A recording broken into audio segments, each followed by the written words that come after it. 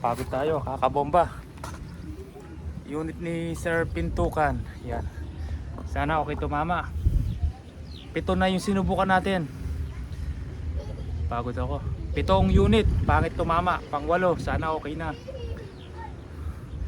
Tapos kanina 7 unit pinadala natin na malapat na frame type. Tapos 5 ganito, 2 standard, 3 long tank SPMC. Ngayon may 2 pa akong babalutin mga bossing. Yung isa okay na, ayos tumama, pero yung nahirapan ako dito sa pangalawang unit na babalutin natin ngayong araw. 7 unit sinubukan natin, pangit tumama. Yung isa inayos ko lang yung recrown kaya gumanda tumama. Ito kanina pangit tumama to eh. Try natin ulit kasi ni-recrown ko yung dulo ng barrel. Try ko din yung hand pump. Hindi to PCP mga bossing, CO2 rifle lang. Dahil walang nagre-refill ng CO2 tank sa lugar ng kumuha nito sa atin. Gusto niya kasama PCP hand pump. Yung mga nagtatanong magkano yung complete set ng SPMC bolt action, 18.5. Tapos tinatanong kung kasama na yung hand pump. Hindi po mga bossing, kasi CO2 rifle ang kasama CO2 tank. Nasa buyer lang po kung gusto niya ang kasama ay hand pump o gusto niya may CO2 tank meron din hand pump. Iba po yung presyo nun mga bossing. Basta sa 18.5 unit, scope, silencer, CO2 tank, 2 box na bala. At ka 2,000 kung gusto mong PCP hand pump. Ako nang maglalagay ng male quick fill mga bossing. Ayan. Ayun, try natin.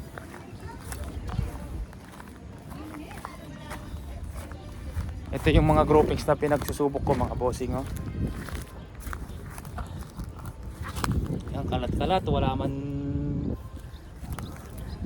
man bumulaklak.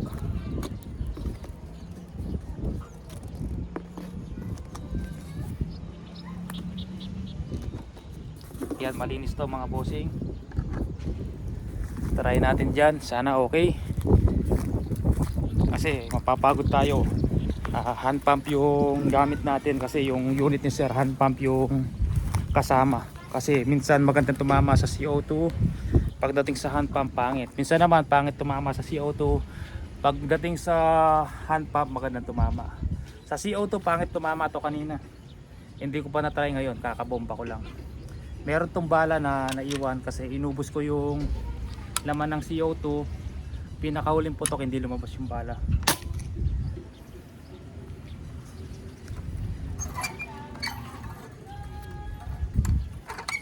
Yan. Hindi ko pa alam kung sinusubukan talaga ni maker bago bigay sa atin.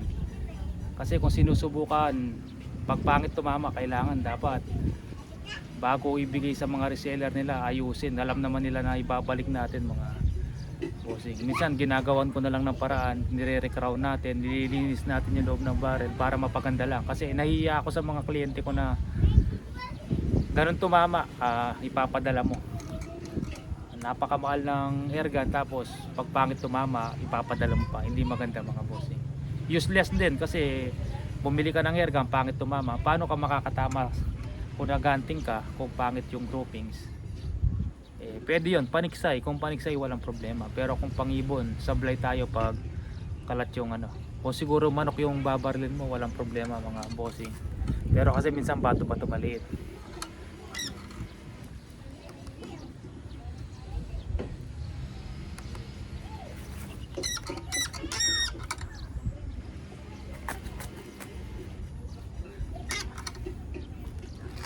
Astro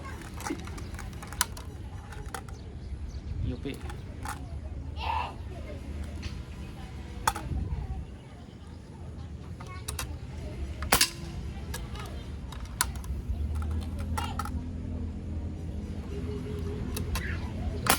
Yun, okay siya, pangalawa.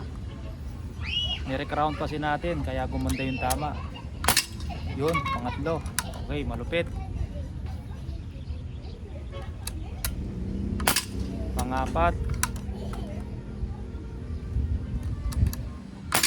Ay, panglima, umiwalay. Baka sa pellet lang, hindi ko chinek kasi chinecheck ko kanina kung mayupi. Pag mayupi kasi umiiwalay. 5 shots, balima, bumaba. Gamit yung Astro. Ayan siya mga bossing. Lapit natin. Ay wag na kasi ise-zero natin. Ito siya oh. Yan, bumulaklak lang siya. Tapos yung isa.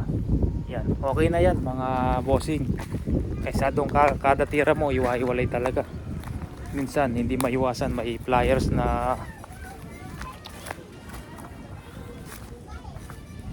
try natin ulit.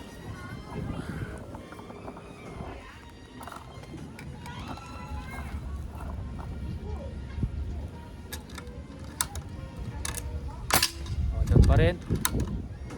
Pliers lang yung panglima. Doon pa rin. Yun, okay na tumama sir. Lagyan natin ng scope.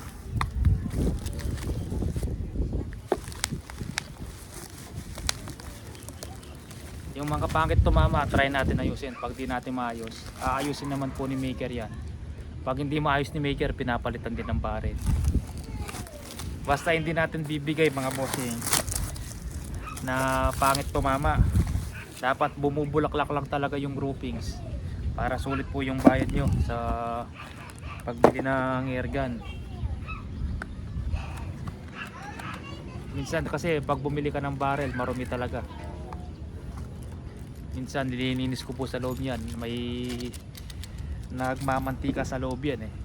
Pag pinasukan mo ng bulak, sundutin mo, itim na itim yung bulak paglabas. Kailangan walang itim. Doon mo minsan may epekto yun sa barrel mga bossing, sa accuracy ng barrel. Pag may konting oil, hindi maganda sa barrel.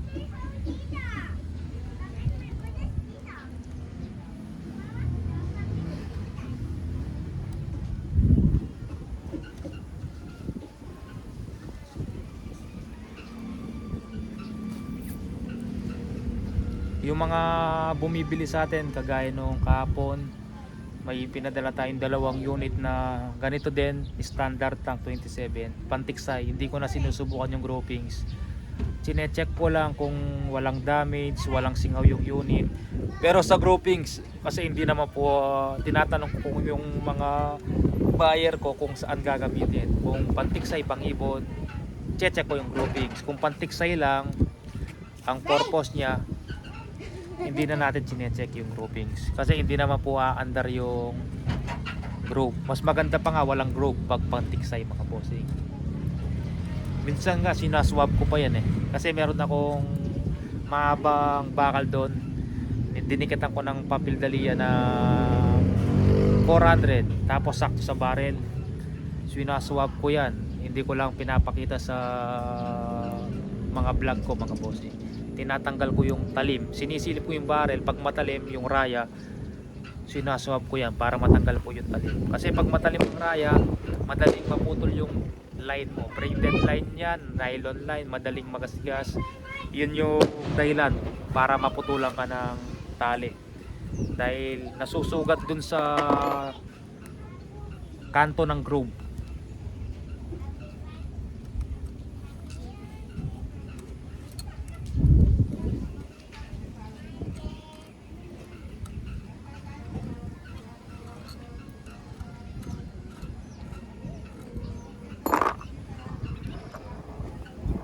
Ito, problema, open sight, tumatama. Nag-request na ako kay maker na ito ilagay na dito. Pag kasi dito hindi tatama sa ano eh, kasi nakaganon yung scoop eh. Sakto dun sa dulo, tumatama. Binabaliktad ko.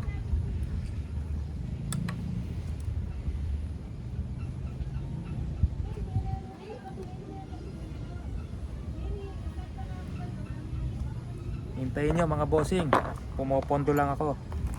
Nagawa tayo ng sariling unit.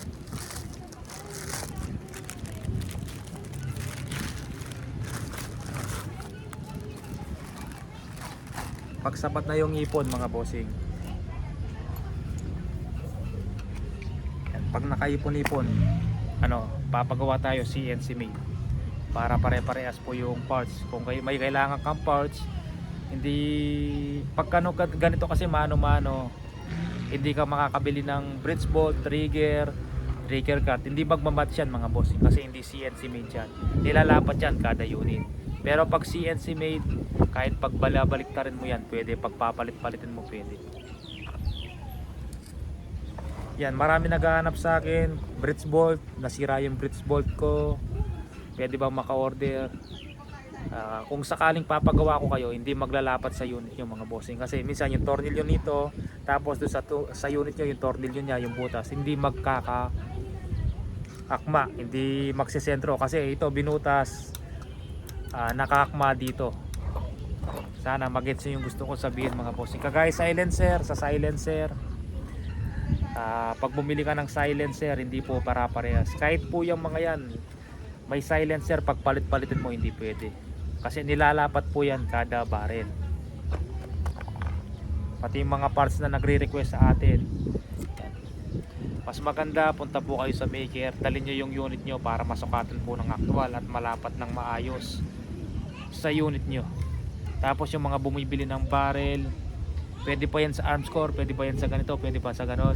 Hindi po mga bossing, wala kayong mabibili ng barrel na lalagay na lang, ipapalapat siya pa yan. Kagaya nito, yan, diretsong 16mm, pagdating dito bawas yan, yung pasukan bawas na yon, kasi minsan wala ka naman mabibiling barrel na bawas na, diretso 16mm po yon.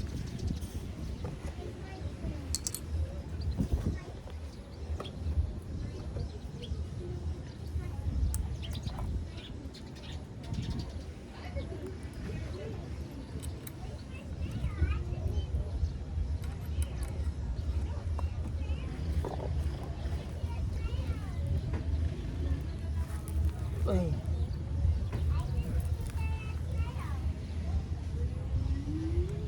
Kadalasan talaga sa 27 inches, bihirang-bihira po na sinusubukan ko maganda tumama. Yan, alam naman po ni maker yan, kadalasan sa 27 pangit tumama. Kaya hindi po gumawa, dati puro 24 po ginagawa ni maker, hindi gumagawa ng 27. Gumagawa ng 27 unit only, yung gumagamit sa mga paniksay. Ngayon nagtaka ako, binigay sa atin 30 pieces, may silencer, puro 27. O kako, baka maganda naman tumama yung mga 27 ngayon. O talagang pangit po talaga po tumama yung 27, bihirang-bihira lang maganda tumama. Kagaya niyan, 7 piraso po yung pangit tumama dito sa mga sinubukan natin. Pero aayusin naman po natin yan mga bossing. Siyempre pag hindi na ayos, balik natin sa maker. Ganun lang po yun mga bossing. Aayusin naman po ni maker yan. Pag hindi nila maayos, papalitan ng barrel. Basta bago padala sa inyo, sigurado i-check natin yung groupings. Yan. Pag bumubulaklak, dikit-dikit lang, panalo na mga bossing. Pag hiwa-hiwalay, reject po sa atin yan, hindi natin papadala. Zero natin. Yan, ang daming dumadapong wild duck dito sa likod. Kailangan akong bumabaril mga bossing. Pag may baril ako kasi binibili.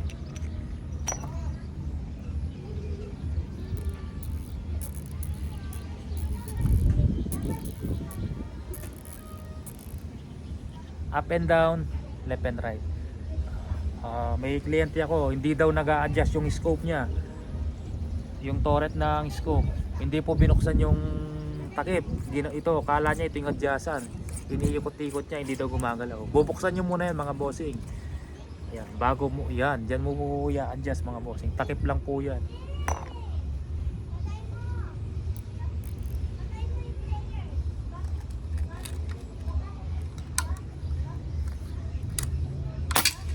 Yun pa rin.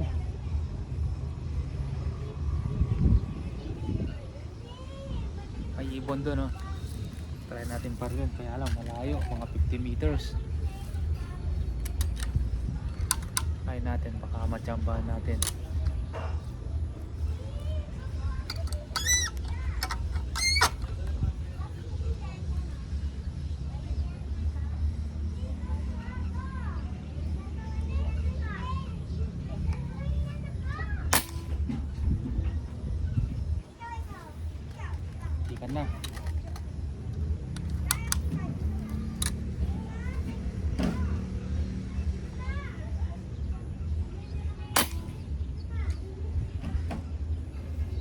Taplisan.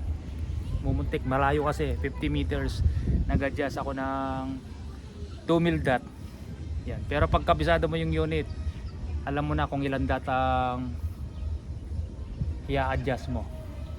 Try natin 3 mil dot.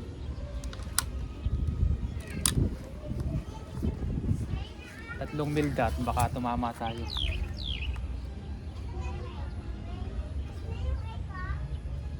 Mipad na, mipad.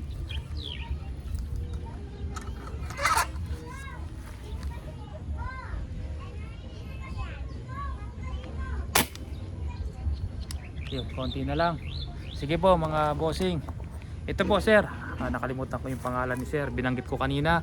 Pakicheck yung ASPI.